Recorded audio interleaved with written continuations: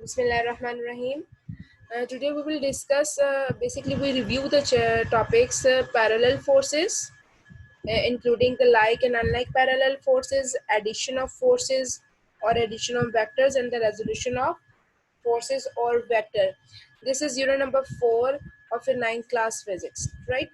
ये टॉपिक्स हम लोग पहले ऑलरेडी कर चुके हैं. हम थोड़ा सा रिव्यू करेंगे उन स्टूडेंट्स के लिए जो कि जिन्होंने ऑलरेडी पहले जूम क्लासेस नहीं ली थी. ठीक है, हम नेक्स्ट मूव करते हैं. The first topic is the parallel forces.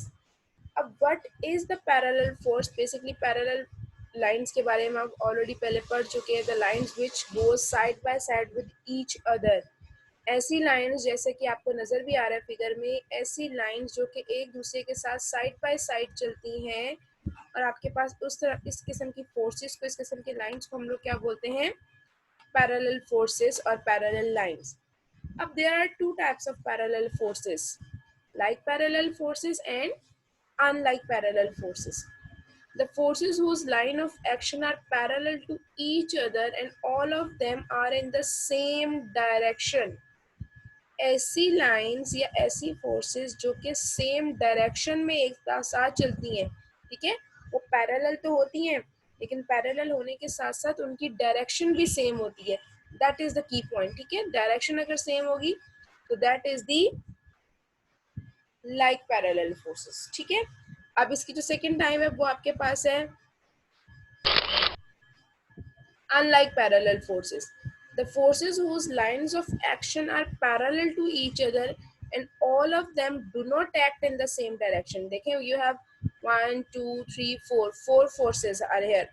और first one is acting in the upward direction, second one in the downward direction, third one is again acting in the upward direction, and the fourth force is acting in the downward direction. So what this shows that all the forces, all the lines are parallel to each other, though they are parallel, but their direction are not same. Their direction is not same.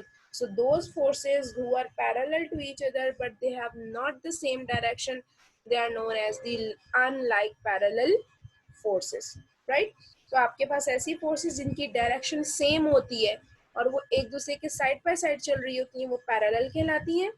और जो आपके पास side by side तो चल रही होती हैं, parallel तो होती हैं, लेकिन उनकी डायरेक्शन सेम नहीं होती, दे हैव ऑपोजिट डायरेक्शन और द डिफरेंट डायरेक्शंस, वो आपके पास क्या कहलाती हैं? अनलाइक पैरेलल फोर्सेस कहलाती हैं, राइट? अब इसकी एग्जांपल की तरफ करते हैं. इसकी एग्जांपल के लिए you have to open your books. ठीक है, अपनी बुक ओपन करें, मैं भी आपके साथ शेयर करती हूँ. Right, now this one is page number 86. There are two examples आपके पास यहाँ पे नजर आ रहा है. Like parallel forces, figure number 4.3. Now we have a bag of an apple in which apples are placed, right? Now weight of the apple, weight of all the apples are acting in the downward direction. ये already आप लोग पढ़ चुके हो previous chapters में, that weight is a force. weight आपके पास क्या, एक force होती है और उसकी direction क्या होती है? Its direction is in the downward direction. So all the weights of the apple are acting in the downward direction. देखिए आपको एरोज नजर आ रहे हैं, तमाम की डायरेक्शन डाउनवर्ड है, ठीक है, सेम है और पैरेलल भी है. तो it mean this is an example of the like parallel forces. Same is the case with the second example. अगर हम सेकंड एग्जांपल की तरफ मूव करें, an apple is hanging with a stand. ठीक है, एक स्टैंड है, उसके साथ एप्पल को हैंग किया हुआ है and it is tied up with a thread. As you know that weight is acting in the downward direction and tension is acting in the upward direction. तो अगर हम यहाँ पे ये एग्जांपल ले लेते हैं, देखिए वेट डाउनवर्ड है, टेंशन अपवर्ड है और दोनों साइड बाय साइड चलेंगे. ठीक है, दोनों क्या करेंगे? साइड बाय साइड चलेंगे. जैसे फॉर एग्जांपल वेट आपके पास इस तरह से एक्ट कर रहा है डाउनवर्ड. ठीक है, वेट एक्ट कर रहा है डाउनवर्ड और आपके पास टेंशन अपवर्ड है. So they are acting side by side but they have opposite direction. So this is an example of unlike parallel forces. ठीक है, unlike parallel force. सेम ही आपके पास थर्ड एग्जांपल देखें. We have a rod. एक rod नजर आ रही है आपको और इसके आपके पास दो पॉइंट्स पे, डिफरेंट पॉइंट्स पे फोर्स एक्ट हो रही है. F1 is acting in the upward direction, F2 is acting in the downward direction. अभी हम यहाँ पे रोटेशन का कोई जिक्र नहीं पड़ेंगे कि इन फोर्सेस की वजह से बॉडी रोटेट हो रही है नहीं हो रही, just we are dealing with the forces. Which type of forces are these? तो ये देखिए, both forces are going side by side, ये एक दूसरे के साइड बाय साइड तो है but they have opposite direction. तो it mean this is the unlike parallel force. आपके पास ये अनलाइक है क्योंकि इन दोनों की डायरेक्शन क्या है, एक दूसरे के ऑपोजिट है. राइट? आप होप सो आपको ये टॉपिक समझ में आ गया होगा. Now we will move towards the next topic, that is the addition of forces. Okay, then next is addition of forces or addition of vectors. As we have previously studied in previous Zoom classes, yeah, how do we add the different vectors or different forces by using a method that is known as the head to tail method. ये head to tail rule के जरिए हम करते हैं. Let's suppose अगर हमारे पास कोई भी स्केलर क्वांटिटी है, स्केलर क्वांटिटी का मतलब ये होता है कि आपके पास कोई भी न्यूमेरिकल वैल्यू है 1 2 3 4, ठीक है, कोई भी इस तरह से नंबर्स हैं या कॉन्स्टेंट्स हैं ए बी सी डी, तो हम उनको सिंपल जो है अलजेब्रिक आपके पास जो अरिथमेटिक मेथड होता है उसके साथ हम ऐड कर सकते हैं. 2 + 3 is equal to 5, 10 + 20 is equal to 30, right? But vectors, क्योंकि वेक्टर्स में देखिए दो चीजें आ रही हैं, magnitude as well as direction. Magnitude तो है ही, वो तो चलो जो उसका मैग्नीट्यूड होगा 4 + 3 हम कर लेंगे, लेकिन we have to basically add the direction also. हमने उस डायरेक्शन को भी डील करना है, तो उसके लिए जो मेथड होता है that is head to tail rule. और वो आपके पास क्या होता है, let's suppose we have two vectors a and b. If we want to add them a plus B, A plus B का मतलब क्या है, आपने a में b को ऐड करना है. तो first of all you will draw the vector a. ये देखिए वेक्टर a, आपने सबसे पहले वेक्टर a को ड्रॉ कर लिया सेम डायरेक्शन के साथ, जिस तरह से उनकी डायरेक्शन है ना बिल्कुल इसी तरह से. अब वेक्टर बी को आपने वेक्टर ए में ऐड करना है. आप इस तरह से ये कर लें जैसे पजल गेम होती है कि आपके पास डिफरेंट डायग्राम्स होती हैं, आपने उसको अरेंज करना होता है, बिल्कुल इसी तरह से कि टू वेक्टर्स हैं, आपने इनको इन द सेम डायरेक्शन में ऐड करते जाना है. अब vector has 2 points, tell and its head. अब first of all you will draw the first vector. आपने फर्स्ट वेक्टर ड्रॉ कर लिया, उसके बाद आप क्या करेंगे, you will add the second vector into it. आपने सेकेंड वेक्टर को इस तरह से ऐड करना है that the head of the first vector, first vector का जो हेड है वो सेकंड वेक्टर यानी बी वेक्टर के टेल के साथ ज्वाइन होना चाहिए. तो देखिए हमने ए वेक्टर और उसके साथ उसी डायरेक्शन में बी को उसके साथ ज्वाइन, हम बी को यहाँ पे इसकी टेल के साथ ज्वाइन नहीं करेंगे. हमेशा जो सेकंड वेक्टर जो भी नेक्स्ट वेक्टर ऐड होता जाएगा वो प्रीवियस वेक्टर के हेड के साथ ज्वाइन होता रहेगा. जब ये दोनों वेक्टर ऐड हो गए तब आप क्या करेंगे, आपके पास फाइनल दो चीजें आ गई हैं, tail of the first vector and head of the second vector. आप यहाँ से एक वेक्टर को ज्वाइन करेंगे, यहाँ पे ड्रॉ करेंगे, this is a plus B. और ये जो a प्लस बी आया है basically this is the resultant vector. ये आपके पास क्या आ गया है, रिजल्टेंट वेक्टर. किसी भी दो वेक्टर्स को या मोर देन टू वेक्टर्स को ऐड या सब्ट्रैक्ट करने से जो न्यू वेक्टर आता है that is the resultant vector. So this is the addition of vector. Right, hope you understand this topic. Right, so whenever you will ask about the addition of vectors, तो आप पहले बताएंगे कि in order to add a vectors a special rule is applied that is head to tail rule, और उसके बाद उसकी diagram and then definition आप उसकी बताएंगे. right? Okay students, our next topic is resolution of forces. right? Okay, anyone of you can tell me what is meant by resolution of force by just raising your hand? What is meant by resolution of forces? Abdul Ahad, Abdul Muiz, Ali Haider, Ali Kazmi, anyone of you beta?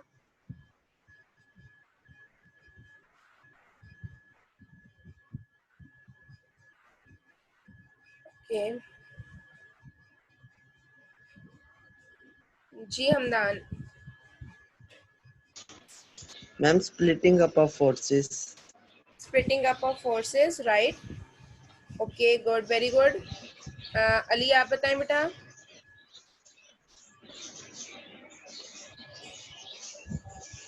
Ma'am, splitting up the force into components.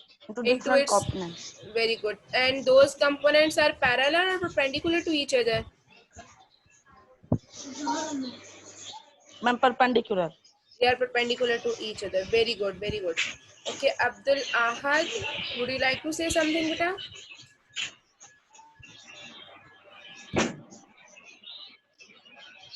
Good, very good. चले, ये तो हो गया आपकी definition. That splitting of a forces or division of the forces into its perpendicular components, they are known as the resolution of forces. ऐसी force एक force को अगर हम split करते हैं और उसके different parts में, और वो जो different parts हैं they are perpendicular to each other, इस किस्म की हम process को क्या बोलते हैं? resolution of force बोलते हैं, right? अब इसके लिए देखें आपके पास simple, क्योंकि हम लोगों ने ये already टॉपिक पढ़ा है, जैसे इसको थोड़ा सा हम टच करेंगे ताकि आप लोगों का रिव्यू हो जाए. आप इस फिगर को बहुत ध्यान से देखेंगे, दैट इज फिगर 4.7, राइट? इसी में सारी एक्सप्लेनेशन है. अब इसके लिए आप क्या करेंगे? सबसे जो मेजर प्रॉब्लम बच्चों को यहाँ पे आता है कि इस क्वेश्चन को अटेम्प्ट कैसे करना है. ठीक है, कि रेजोल्यूशन फोर्स अगर लॉन्ग क्वेश्चन में आता है, और ये मोस्टली लॉन्ग क्वेश्चन में ही आता है, शॉर्ट क्वेश्चन में अगर आ सकता है तो वो न्यूमेरिकल से रिलेटेड आ सकते हैं.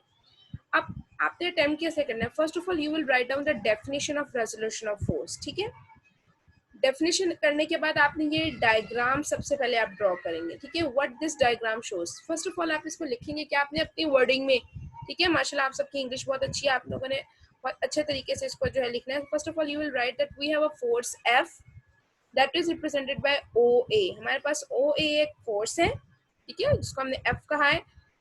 ठीक है, which makes an angle theta, जो कि एंगल थीटा बना रही है अलोंग एक्स एक्सिस. देखिए ये आपको दो एक्सिस नजर आ रहे हैं, X and Y axis.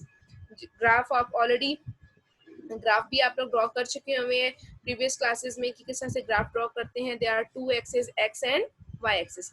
So we have a force F making an angle theta along x axis. ये लिख लिया. उसके बाद आप कहेंगे now we will split this force F into its two perpendicular components. ठीक है, उसके लिए आप क्या करेंगे? You will draw perpendicular line from A से आप एक परपेंडिकुलर लाइन ड्रॉ करेंगे टूवर्ड्स द एक्स एक्सिस. ये आपके पास एक परपेंडिकुलर लाइन ड्रॉ हो जाएगी, और जिसको आपने कह दिया A B, right? A B कह दिया. अब आपके पास क्या होगा? अल्टीमेटली ये पॉइंट एक बी आ गया और एक ओ आ गया. ओ और बी को भी आपने क्या कर देना है? ज्वाइन कर देना है. यहाँ पे ज्वाइन करने से आपके पास क्या होगा? आपके पास दो कंपोनेंट्स आपको यहाँ पे नजर आ रहे हैं, ओ बी एंड बी ए. ठीक है, बी ए ये आपको नजर आ गया. अब आपके पास ये जो ओ बी है, because it is on the x axis, तो हम इसको x component of the force F कह देंगे, that is F x. and Fy is the y component of the force F, that is Fy. ठीक है, अब देखिए ये इसका, क्योंकि ये वर्टिकल है तो ये आपके पास y कंपोनेंट हो जाएगा, और ये हॉरिजेंटल है तो ये आपके पास x component. Now we have two components. F is a force, Fx is the x component and Fy is the y component. और यहाँ पे जो आपके पास एंगल बन रहा है यहाँ पे, वो आपके पास क्या बनेगा? यहाँ पे इस पॉइंट पे दैट इज दी 90 डिग्री. वो आपके पास क्या बनेगा? 90 डिग्री आपके पास जो है वो उसका एंगल बनेगा. ठीक है, सो ये आपके पास दो कंपोनेंट्स आके जो कि एक दूसरे के परपेंडिकुलर है. अब ये तो आपके पास दो कंपोनेंट्स आ जाए, यानी हम लोग इसको इस तरह से कर सकते हैं, F is equal to F x plus F y. यानी F जो फोर्स है हमने उसको डिवाइड किया है टू कंपोनेंट्स में, that is F x plus F y, right? Okay, now I will take the questions.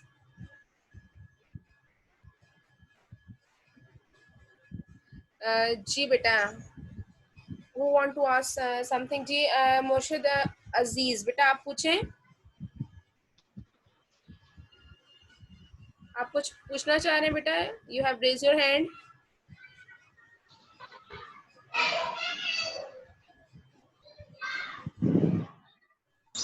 जी अब्दुल अहद, बेटा आप पूछें.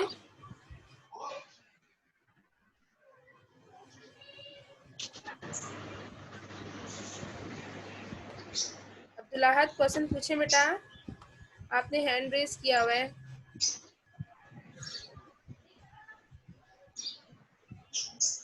अच्छा, किसी और स्टूडेंट को यहाँ तक कोई प्रॉब्लम है बेटा? No, ma'am. ठीक है, चलिए हम नेक्स्ट पे कंटिन्यू करते हैं, if you don't have any problem. Okay, next आपके पास क्या करेंगे हम, अब आपने बेसिकली करना क्या होता है, आपके पास कंपोनेंट्स हो गए f is equal to F x plus F Y. Basically we want to know that what is F X and what is F Y, ठीक है। और ये भी ऑलरेडी आप लोग पढ़ चुके हो आपके पास कि पाइथागोरस थ्योरम जब हम यूज करते हैं, आपके पास राइट एंगल ट्राइंगल में हम पाइथागोरस थ्योरम भी यूज करते हैं। अब यहाँ पे बेसिकली आपके पास क्या है, जब हम एक्स कंपोनेंट को डील करते हैं या एक्स कंपोनेंट फाइंड आउट करना होता है, उसके लिए हम एक ट्रिग्नोमेट्रिक रेशियो यूज करते हैं cos थीटा, एंड आपके पास y कंपोनेंट के लिए हम यूज करते हैं sin theta, right. That we have this right angle triangle here, fx is the base, fy is the perpendicular and f is the hypotenuse, ठीक है। ये बेस है, ये परपेंडिकुलर है, ये हाइपोटेन्यूज है, और इन तीनों का रिलेशन हम जिस फॉर्मूला में पढ़ते हैं दैट इज पाइथागोरस थ्योरम, ठीक है। जो मेरे ख्याल से आप लोग 8th चैप्टर में मैथ्स में अपने बहुत डिटेल में पूरा चैप्टर है पाइथागोरस थ्योरम का, वो आप पढ़ चुके हो, राइट। अब इसमें क्या होगा, देखिए cos x cos थीटा का मतलब ये होता है बेस ओवर हाइपोटेन्यूज।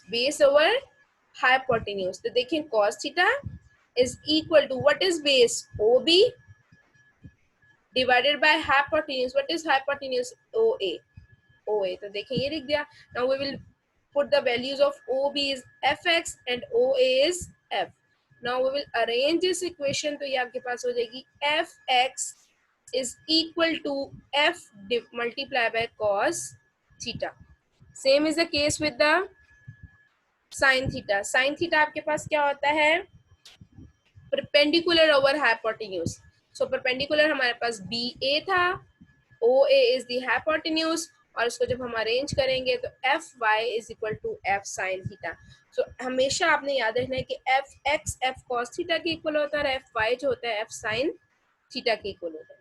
ये तो आपके पास कंपोनेंट्स हो गए, ठीक है। पहली चीज आपने की डेफिनेशन, डायग्राम को आपने थोड़ा सा एक्सप्लेन कर दिया। then you will write this equation, f is equal to fx plus fy. Then you will find out the x component, fx is equal to f cos theta. Then you will find the y component, that is fy is equal to f sin theta, right। ये आपका हो गया।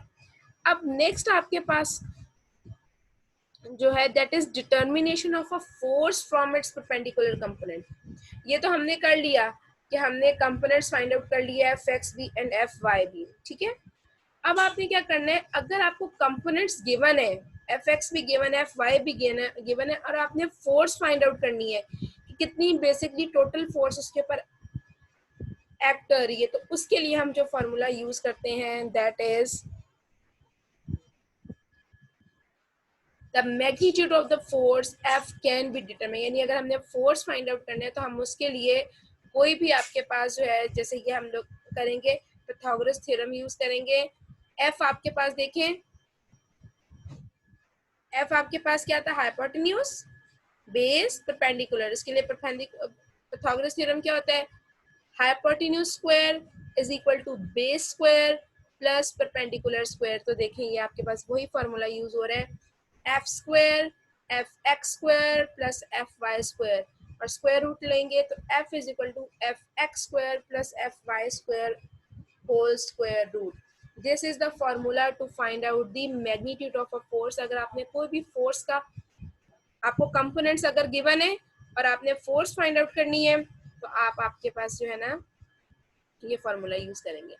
Last आपके पास आता है to find the direction of the force, कि आपके पास जो रिजल्टेंट आ रहा है एफ, आपके पास एक जो फोर्स थी उसकी डायरेक्शन क्या है,